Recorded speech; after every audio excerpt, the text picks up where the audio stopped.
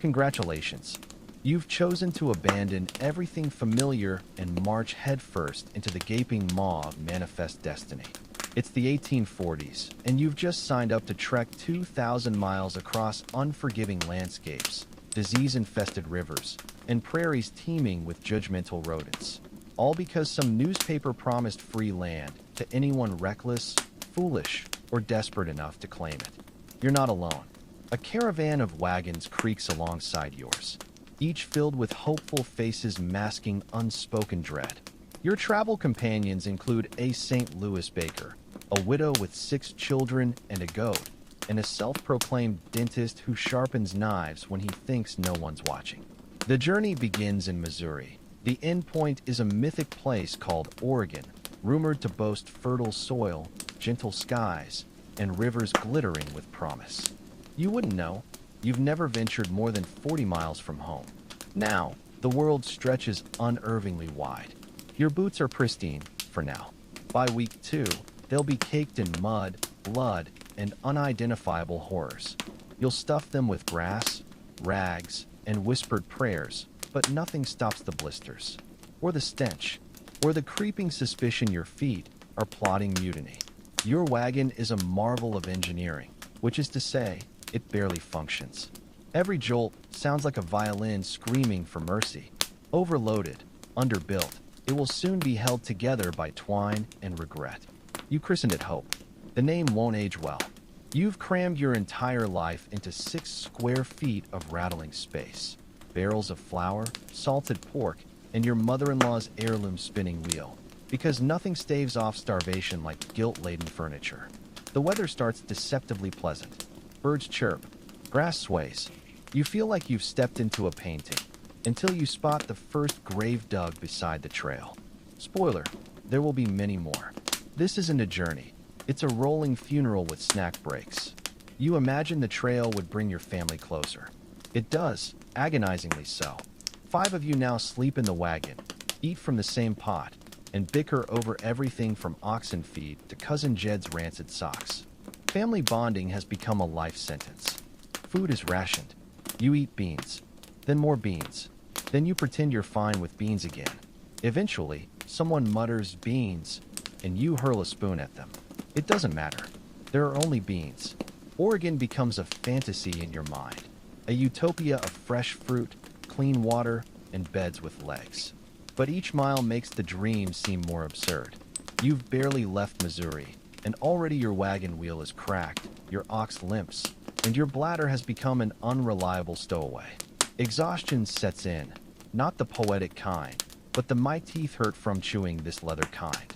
You fall asleep to the creak of wood and the sound of someone coughing blood 2 wagons over. You dream of home. You wake up with a spider in your mouth. The trail isn't empty. Discarded furniture, abandoned wagons, and the occasional skeleton litter the path. Each relic tells a story. This piano belonged to an optimist. This barrel once held dreams. This skull was probably named Gary. On day 12, someone dies. You barely knew her, but you cry anyway. Not for her, but because her fate mirrors your fragility. The ground doesn't cool before the digging begins. Life marches on. You don't. You limp forward. And so it begins. You chose the trail. The trail doesn't care. It's long. It's cruel. It's paved with sharp objects, heavier boots, and people whose optimism hasn't yet flatlined. Give it a week. You are now a westward-bound soul on the trail of regret. Let's talk about the why. Why trade a creaky but stable life for dysentery and existential despair? The answer, wrapped in patriotic fervor, is manifest destiny. The government claims it's your divine right to head west, that the land is already yours, so long as you arrive with a flag, a Bible, and a willingness to ignore the people already living there. It's not colonization, it's expansion. Totally different branding. You're promised farmland, rivers, freedom. In reality, you'll mostly cultivate calluses and tiny graves. But the pamphlets are persuasive. Your maps are glorified fiction, but charmingly illustrated. Politicians and newspapers sell the dream. Go west. Land for all. Just ignore the inhabited parts. It's not a land rush. It's a land grab, awkwardly executed with paperwork and bullets. You half believe the dream. You also believe you're broke and that your hometown reeks of goats and dashed hopes. Maybe Oregon's goats will be friendlier. Maybe the disappointment will taste like pine trees. Your fellow travelers cling to their own delusions. Some seek adventure, others crave land. Some flee debt, disgrace, or suspiciously timed fires back home. The Oregon Trail isn't a national movement. It's a glacially slow witness protection program. Everyone talks of freedom, but here, freedom means choosing where you die. Want to rest? Too bad. The oxen won't stop. Want to complain? Take a number. Want privacy? That's adorable. The government cheers you on from afar. It offers no food, medicine, or accurate directions. Just moral support and hollow promises about treaties destined to be broken. You quickly learn manifest destiny isn't a philosophy, it's a dare. Go west.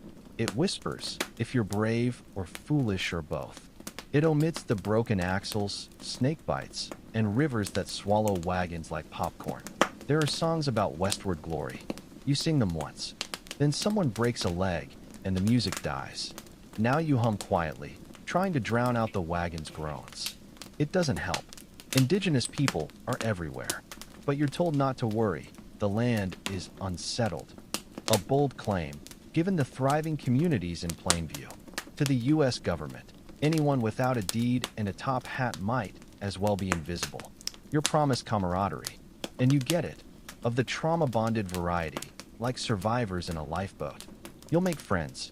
You'll also watch them die of cholera and then eat their leftover flour.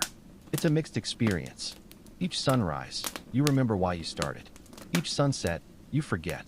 Each night, you wonder if Oregon will welcome you, or simply swallow you whole, as it has so many before. By Kansas, manifest destiny means nothing. You just want to survive. To drink water that doesn't smell like rust. To silence your child's relentless questions about the oxen. To stop the trail from winning. You were told to pack smart. You didn't. No one does. You packed like this was a vacation, not a death march. There's a butter churn for quilts and your cousin's wedding china, but no quinine or spare socks. The recommended list was simple: flour, beans, bacon, tools, weapons, medicine. You ignored half of it in favor of a second rocking chair and 3 unread novels. You brought a piano, a literal piano. It's lashed to the wagon like a musical anchor. You haven't played it since St. Joseph. By week 2, the keys rattle like bones. You keep it out of guilt. It's heavy. So is regret. 2 pickle barrels accompany you. One cracks open by day 10. The stench lingers for a week. You tell yourself it's seasoning the wagon. It's not. It's seasoning your sanity. You packed 5 outfits, but wear 2. The others are reserved for special occasions, funerals, or the arrival of judgmental strangers. By month 1, every fabric is torn, soaked, or stained with something you'd rather not identify. You forgot medicine. Or rather, you brought the wrong kind. A jar labeled soothing balm. That's just pig grease with lavender. You rub it on a rash. The rash retaliates. You surrender. You packed books, adorable. You envision fireside poetry under the stars. Instead, your evenings are spent vomiting or burying someone. The books become kindling. You don't feel guilty. You brought a mirror. Mistake. It shows your sunburned, swollen face. A cruel reminder of what optimism once looked like. You bury it under a blanket and pretend it never existed. You forgot spare wagon parts. So when the axle snaps, you patch it with prayer, spit, and a stolen fence post. The wagon now leans left and whimpers like a wounded animal. You rename it despair. You brought a rifle, but no bullets. A skillet, but no oil. A comb, but no energy to care about hair. Your packing list is a tragic ode to broken straps and ruined hopes. Every unnecessary item becomes an enemy. Every extra pound drags the oxen slower, and you curse your past self for thinking lace curtains would brighten the wagon. Spoiler, they don't. By week 4, you start shedding belongings. A trunk, a chair, a porcelain doll that now haunts your nightmares. Each discarded item feels like peeling off skin. Painful, but necessary. Lighter is safer. Safer is rare. You envy those who packed light, until they beg to borrow your skillet, socks, or pickles. Then, Briefly, you feel smug, until you remember you packed a ceramic rooster for luck. The best prepared wagons aren't impressive. They're grim, barrels, ropes, no frills. Just survival in physical form. You stare at them like a starving dog outside a bakery. They stare back with pity. Packing was your first failure. The trail is long. Your wagon is full. And your priorities, like that ceramic rooster, are about to shatter. Congratulations. You're not alone. You've joined a caravan of strangers, misfits, and people convinced divine will demands they perish in a wheat field.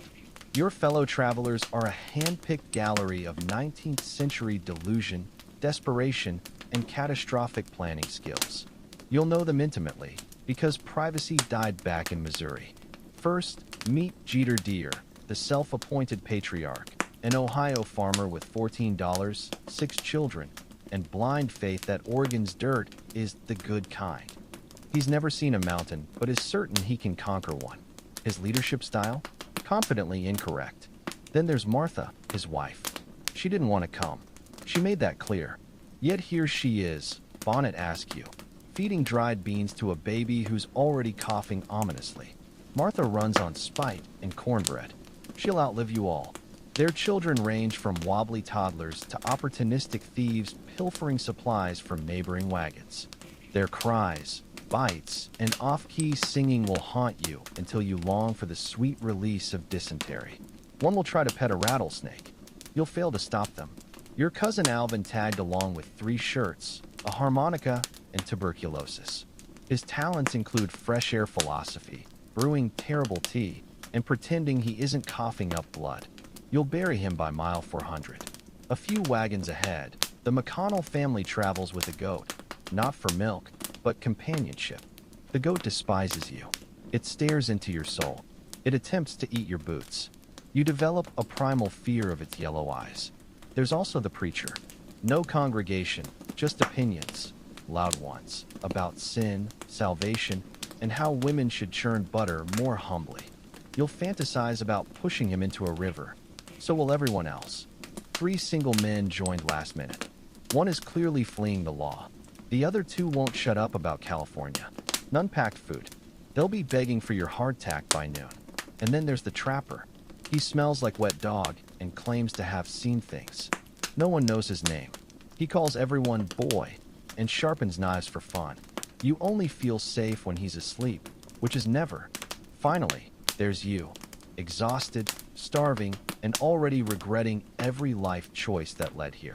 None of you belong on this trail. But you're here, bound by bad timing, worse maps, and the collective delusion that Oregon won't disappoint you. The journey begins with camaraderie, shared meals, campfire songs, laughter. But as miles stretch, the facade cracks. Food vanishes into hidden stashes. Arguments erupt over wheel ruts. Someone's wagon collapses. Everyone pretends not to notice. Soon, silence replaces conversation. Faces grow gaunt. Tempers flare. You stop asking, how far have we come? And start asking, how many more will we lose? You thought this would be an adventure, a bold new beginning. Instead, it's a gauntlet. You'll walk it alongside strangers who become family, then enemies, then ghosts. And if you reach the mountains, you'll understand the truth. No one survives the Oregon Trail unchanged. And not everyone survives at all. The covered wagon, icon of freedom, symbol of hope. Also your new rolling prison. Spoiler, it's unbearable. Constructed from splintered wood, rusted iron, and shattered prayers, your wagon has no suspension. Every bump, rock, and gopher hole travels straight to your spine like divine punishment. You'll measure miles and kidney bruises.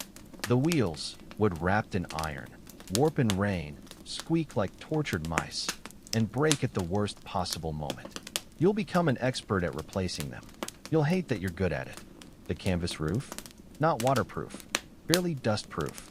Rain leaks in. Sun bakes it. Wind shreds it. At night, it flaps like a dying bat. During storms, it becomes nature's worst drum solo inside your skull. Inside, chaos. Crates slide. Pots clang. People scream. You can't sit up without head-butting a beam or spoon a flour sack without it whispering your failures. The floor? A mosaic of dirt, splinters, and congealed lard. You brought too much. Everyone does. Grandfather clocks. Pianos. 3 copies of Moby Dick.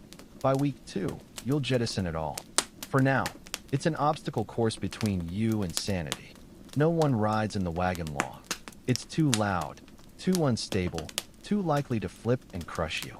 So you walk. Hundreds of miles in boots never meant for rocks, mud, and ox dung. Your oxen?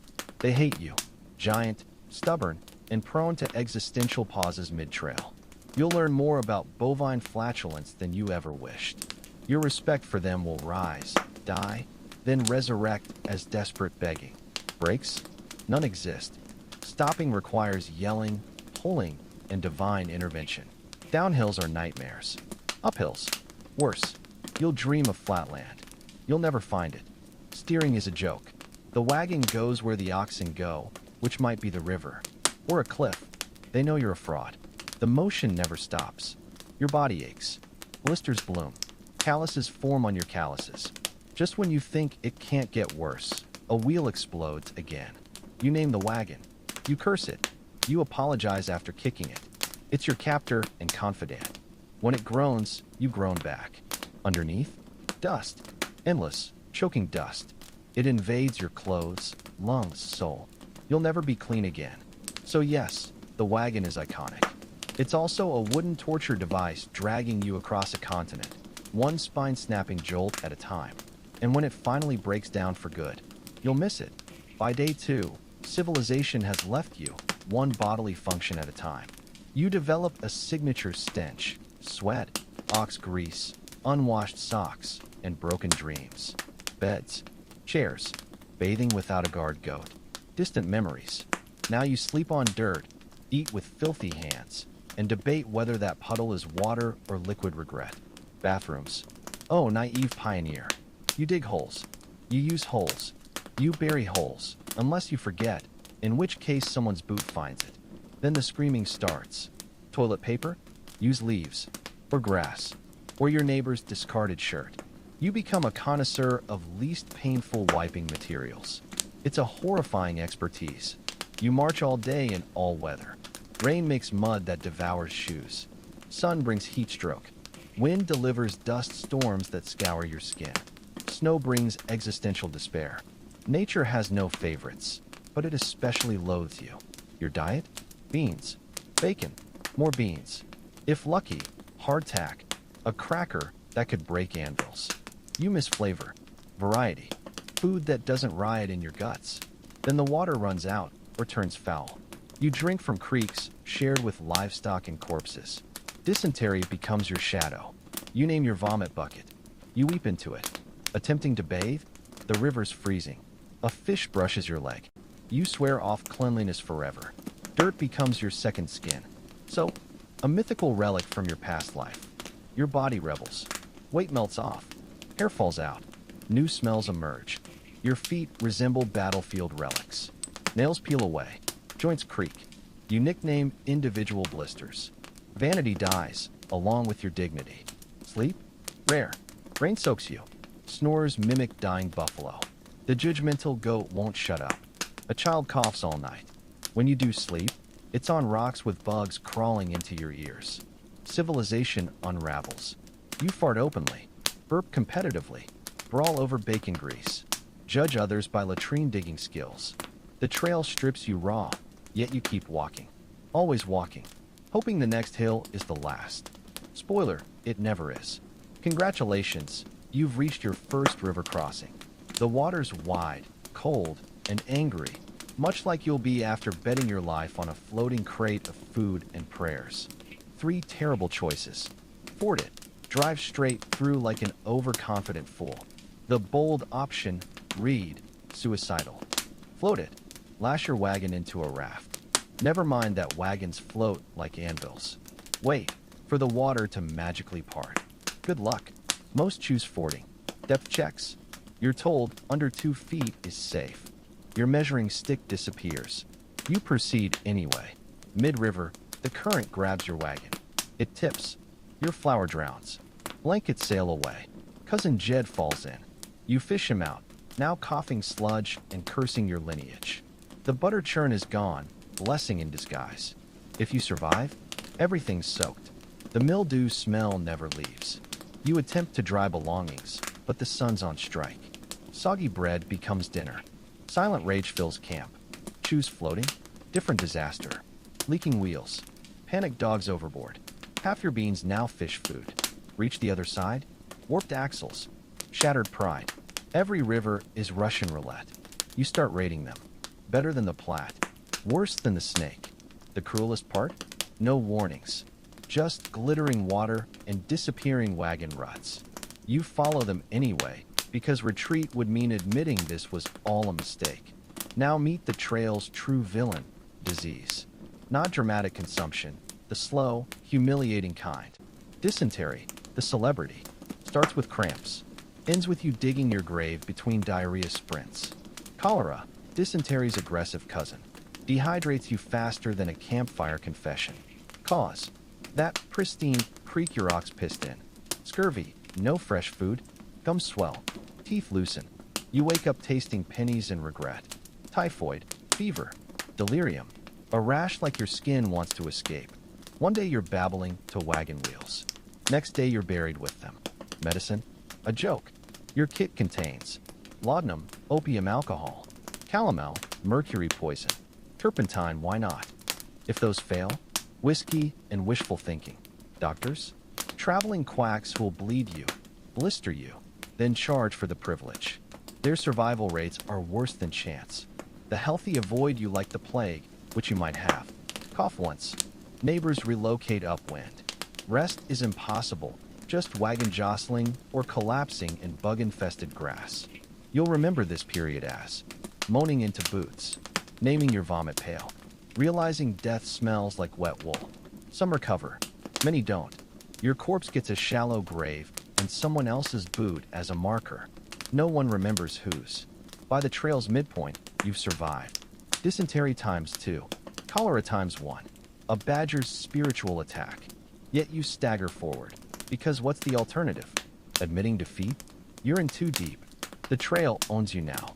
Let's talk about food, or whatever passes for sustenance when you're 800 miles deep into hell's pantry. Your meals have devolved from nourishment to desperate calorie math. You started with grand plans, barrels of flour, sacks of beans, a salt pork slab the size of your optimism, maybe some dried apples if you felt fancy. Now those supplies rattle ominously with every wagon bump, which is constant. Hardtack, the trail staple, is less food and more building material. Flour and water baked into tiles that could stop bullets. You don't chew it, you wage war with it. Some soak it in coffee, toasted grain despair. Others gnaw until their teeth surrender. Salt pork floats in its barrel like a science experiment. It smells like wet rope and betrayal. You eat it because protein, and because fainting face first into cactus is worse. No refrigeration means everything either petrifies or mutates. By week 3, your wagon smells like a yeast infection. By week 6, it's a mobile biohazard. Mold becomes your most reliable seasoning. Fresh meat? If you spot a rabbit and actually hit it, you won't. You might feast. Otherwise, it's beans. Always beans. Portions shrink mysteriously. You swear the flour barrel leaks. But no, you're just running out. Cooking is battle. Wind blows dust into your pot. Mosquitoes dive bomb the broth. Fires refuse to start or rage uncontrollably. Everything's undercooked or charcoal. Texture is a forgotten concept. Your dishes? A stick in creek water. Hygiene. You wipe hands on pants already crusted with fear and bacon grease. Hunger reshapes morality. That extra sack of flour in Martha's wagon? Suddenly worth murder. You dream of butter, not eating it, just seeing it. When someone finds wild berries, you gamble. Is that old trapper really part Cherokee? Spoiler, no? You'll vomit for hours. Your hunting skills? Abysmal. 3 bullets wasted on a squirrel that mocks you from a tree. Now you're hungrier and poorer. By month 2, unconventional foods seem plausible. Shoe leather, boiled for broth. Bark, the spicy kind. Candles, emergency rations. You joke about eating the goat. Then stop joking. Bedtime on the trail is a cruel joke. Your options: the wagon, a wood plank coffin storing flour, crying kids, and possibly that demonic goat. Smells like feet and defeat, but at least you're sort of dry. The ground, nature's mattress, hard, damp, and crawling with creatures that want your warmth or your soul. Your bedding, a blanket fossilized with dirt and mystery stains. Pillows, a bundled shirt already chewed by mice. You wake with a neck crick that feels biblical. The soundtrack of suffering. Wagon creaks equals dying whale noises. Snores equals chainsaws with sinus infections. Crying babies equals air raid sirens. Temperature swings torture you. Days bake. Nights freeze. You sweat through sunset, then wake with frost in your beard. Bugs claim dominion. Fleas staging coup d'etats. Spiders rappelling into your ears. A centipede that explores your leggings. You stop fighting. The arthropods win. Changing clothes?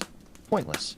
You sleep in the same filthy outfit because your clean set is saved for civilization, which you'll never see again. Shared space means fart symphonies, blanket thieves, someone's knee in your kidneys. You contemplate murder. Settle for passive-aggressive coughing. Rain turns camp to soup. Mud invades. Your boots. Your hair. Your dreams. You dig drainage trenches like a sad moat. They fail. Every rock finds your hip. Every root targets your spine. Exhaustion eventually overrides discomfort. Dreams get weird. Feather beds that turn into corpses. Rivers made of molasses. That one preacher's face floating in the bean pot. You wake up hugging a log like a lover. Once, you mistake a skunk for a pillow. Both of you regret it. Yet somehow you sleep, just enough to keep walking. Because the trail allows no other option. Weather on the trail doesn't exist to nurture. It exists to test your will to live. Rain doesn't fall, it attacks. Horizontal deluges turn trails into grease slides. Your socks achieve permanent dampness. Your soul grows moss. Dust storms are nature's sandblasting. Grit invades. Your dinner, your lungs, your marriage. You cough up mud. Your eyelashes abandon you. Snow waits for the worst moment, like mountain passes, to strike. Now you're carving snowshoes from fence posts and prayers. Heat cooks you slowly. The trail becomes a convection oven. Your canteen water turns warm as blood. Salt crusts your face like a cheap margarita rim. Cold negotiates. It nips fingers, whispers in your ears. Your campfire smokes more than it burns. You wonder if your toes will still be attached tomorrow. Storms erase trails. 1 minute you're on clear path. Next you're following trees that look guilty. You consult the old-timer who feels storms in his bones. His bones lie. Stop trusting bones. Clear skies are traps. Blue means the sun's prepping to punish you. Calm winds mean mosquitoes are plotting. By journey's end, you'll forget what normal weather looks like. Just cycles of too hot, too wet, too angry. You set out chasing sunshine. Now you're haunted by it. The Oregon Trail doesn't kill you dramatically. It prefers petty, humiliating deaths. The kind you'd be embarrassed to explain in the afterlife. Falling. You'll tumble off the wagon weekly. No seatbelts, just splintered benches eager to eject you.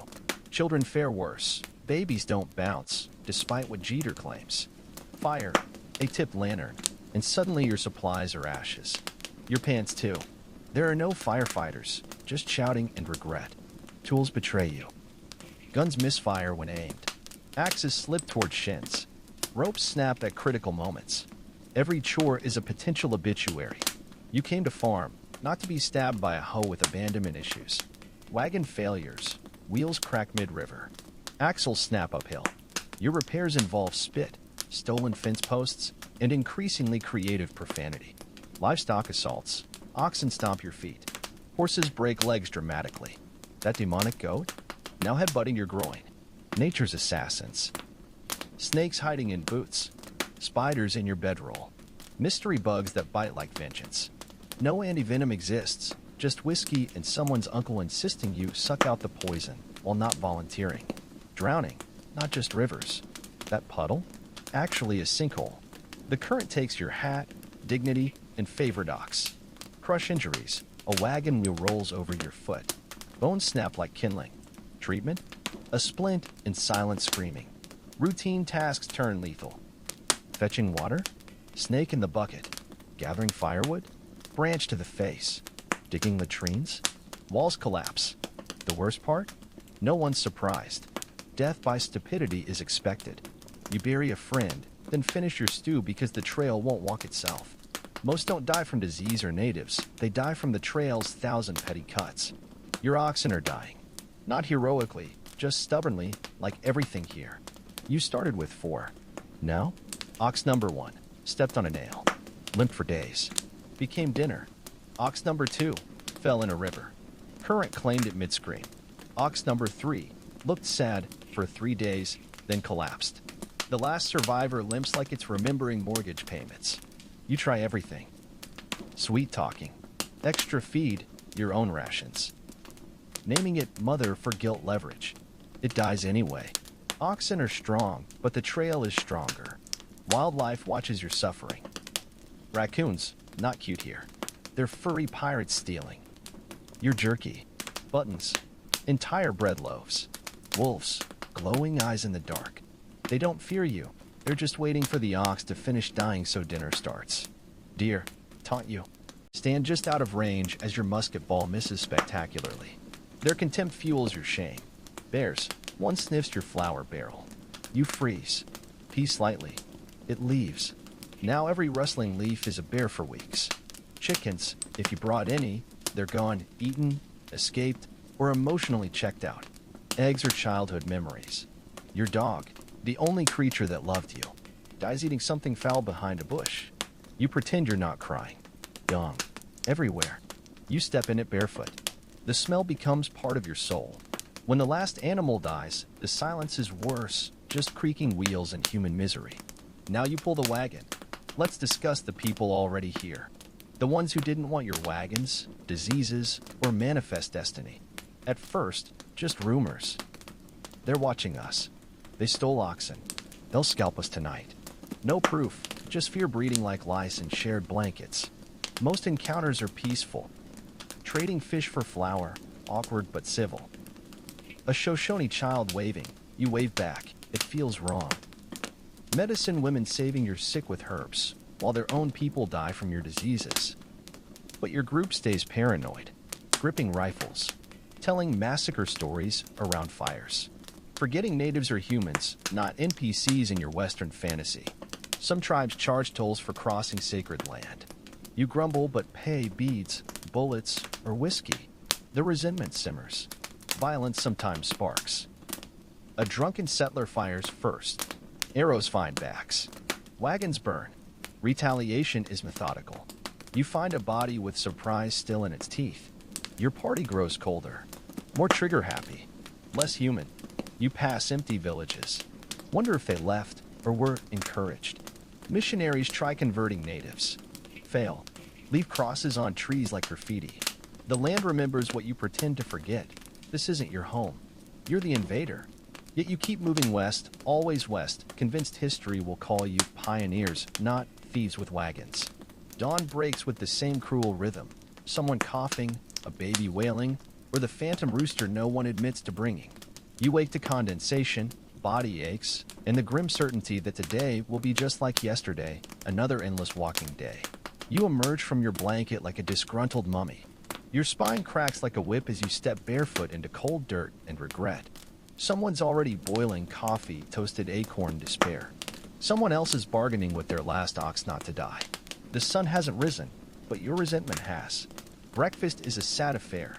Stale hardtack, last night's red-boiled beans, and liquid that vaguely resembles coffee if you squint. You eat standing up, barely tasting it, just shoveling calories into your crumbling body. Then comes the packing ritual. Crates of dwindling supplies. Bedrolls stiff with sweat. Tools crusted with yesterday's failures. You lash it all down with fraying rope and creative curses. Someone's hat blows away. They don't even chase it. The hat was dead weight anyway. The walking begins. 2 miles an hour. The soundtrack. Boots grinding gravel. Wheels shrieking like tortured ghosts. Off-key humming from Martha's Youngest.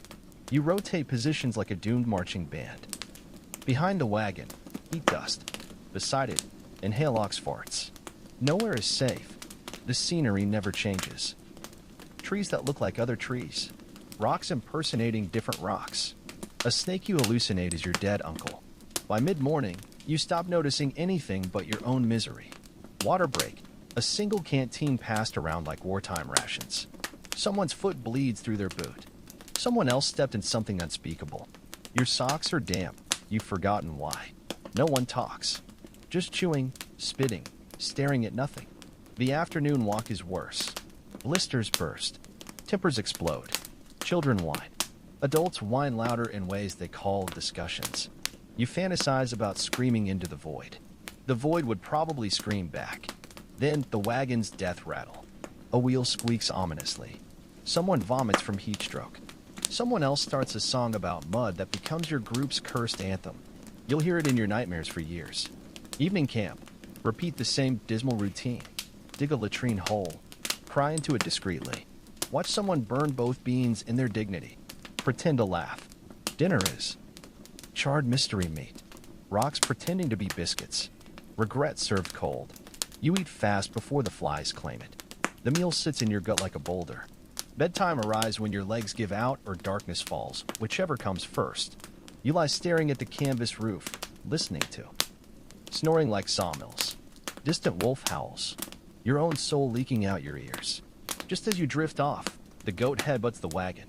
Again. Finally, a landmark. Not just another rock, but Chimney Rock, jutting from the earth like nature's middle finger. Your group cheers half-heartedly. You squint. It's a pointy rock, supposedly majestic. You feel nothing but sunburn and blisters. Someone sketches it badly. Another says, "We're really doing this." No one mentions the 3 graves dug yesterday. Let them have their delusion. You camp nearby. The wind pelts you with grit. It gets in. Your teeth. Your journal. You're already fractured morale. But the rock watches, judging your suffering with geologic indifference. Later comes Independence Rock, a lumpy granite blob covered in names carved by people just as desperate as you, but with better knife skills. You add your name. The knife slips. Your blood becomes part of history. The cut gets infected, obviously. People treat these rocks like sacred sites. Praying, crying, having epiphanies. You just see more obstacles. The trail's real milestones are internal. First toenail lost. First time eating spoiled meat without gagging. First laugh at a death because you're out of tears. You start measuring time by who's still alive. Remember when Eli had both eyes? Remember when the dog barked? Remember joy? The landmarks blur together. You stop looking up. Stop caring. Just keep walking toward the finish line that never gets closer. It starts with a cough. It always does. By morning, another blanket-covered shape. No one's hungry for breakfast. The burial is rushed. Shallow hole, the ground's too hard. Mumbled prayer. Someone says God's plan through clenched teeth. You mark the grave with a rock in someone's abandoned boot. No one remembers whose. This isn't your first burial. Won't be the last. Death is just another chore now, like fixing axles or boiling beans. Sometimes they go quietly in sleep. Sometimes screaming. Usually it's somewhere in between, a slow fade into the dirt. Children die. Elders die. The strong die. The annoying survive. There's no sense to it. You pass so many graves now. Henry, gone west. A mother. What's left of our sanity? Some have been dug up by animals, or worse, by other travelers. You try not to think about that. You used to fear dying. Now you just fear. Dying slowly. Dying pointlessly. Dying without even a decent view. The trail replaces fear with numb acceptance. Out here, death isn't special. It's Tuesday, and there's always another one coming. After months of dust, disease, and existential dread, you see it? A shape on the horizon that isn't another grave or hallucination, a fort. Civilization. Sort of. You stumble toward it like a shipwreck survivor spotting land. It's smaller than you imagined. Dirtier. The air smells like wood smoke, unwashed armpits, and the distinct funk of a man who's worn the same buffalo hide since 1832. Inside the stockade. The trading post, where desperation meets extortion. Flour cost your last blanket. Bullets require your boots. They call the prices fair, which here means criminal. The blacksmith, a half-blind man who sharpens tools with religious fervor. When you ask about wagon repairs, he grunts and points at a pile of scrap wood. The doctor, a whiskey-drinking barbarian with a beard full of secrets, diagnoses your fever as bad humors and prescribes mercury, which is definitely worse. Other travelers haunt the fort like ghosts. A man with one leg who smiles too much. A family who traded their oxen for a crate of magic beans. Someone's grandmother knitting what might be a noose. You nod at each other in mutual understanding, the shared trauma of people who've seen too much and bathed too little. That night by the fire, chewing leathery jerky, you hear rumors. Bandits ahead. Golden California, always California. A storm that flattens wagons. You pretend to listen, but your mind's already bargaining. Maybe the worst is over. It's not. After 2 days of rest and losing half your supplies to trade, you drag yourself back onto the trail.